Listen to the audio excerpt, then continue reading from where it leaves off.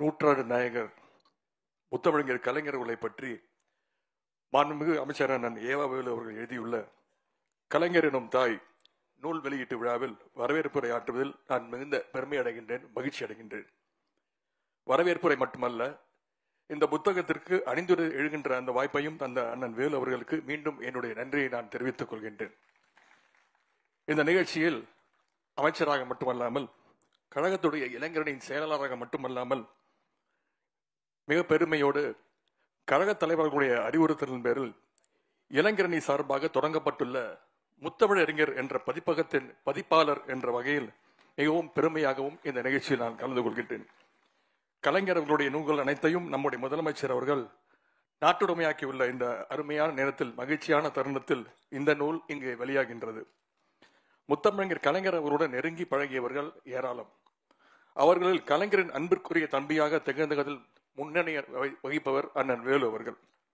ஏவா வேலு என்றால் எதிலும் வல்லவர் வேலு என்று முத்தமிழர் கலைஞர் அவர்களும் நம்முடைய கழக தலைவர் அவர்களும் தொடர்ந்து கூறியிருக்கின்றார்கள், பாராட்டியிருக்கின்றார்கள். இப்பொழுது அவர் எதிலும் வல்லவர் வேலு மட்டுமல்ல, இன்றைக்கு எழுத்திலும் வல்லவர் வேலு என்று சொல்கின்ற அளவுக்கு இந்த புத்தகத்தை மிகச்சிறப்பாக கொடுத்திருக்கிறார்.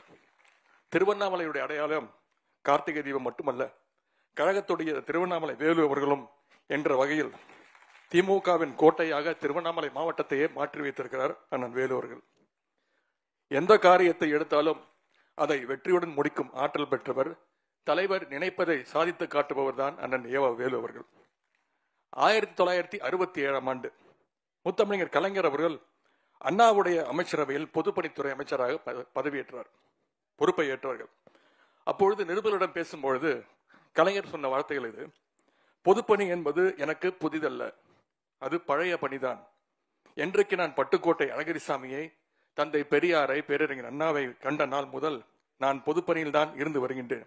அதனால்தான் அண்ணா இன்றைக்கு எனக்கு பொதுப்பணித்துறை அமைச்சரவையும் கொடுத்திருக்கிறார் என்று கலைஞர் சொன்ன வார்த்தை.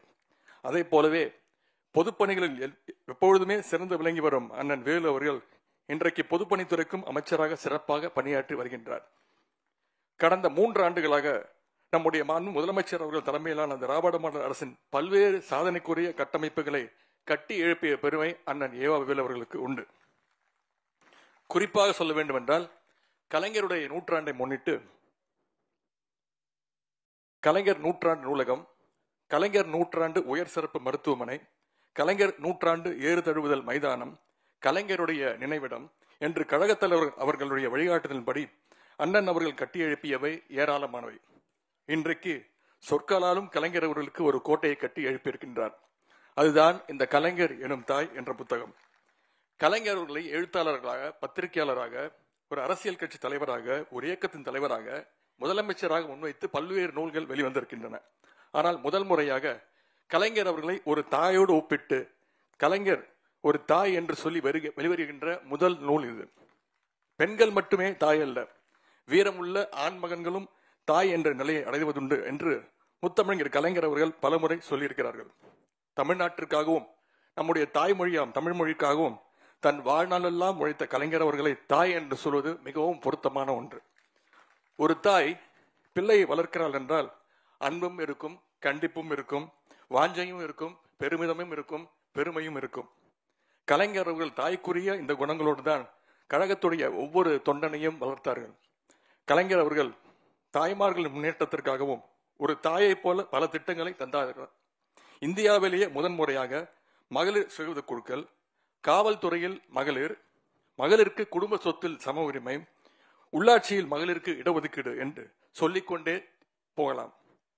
அதற்கு ஏராளமான உதாரணங்களை இந்த நூல் அண்ணன் வேலு அவர்கள் விவரித்துள்ளார்கள்.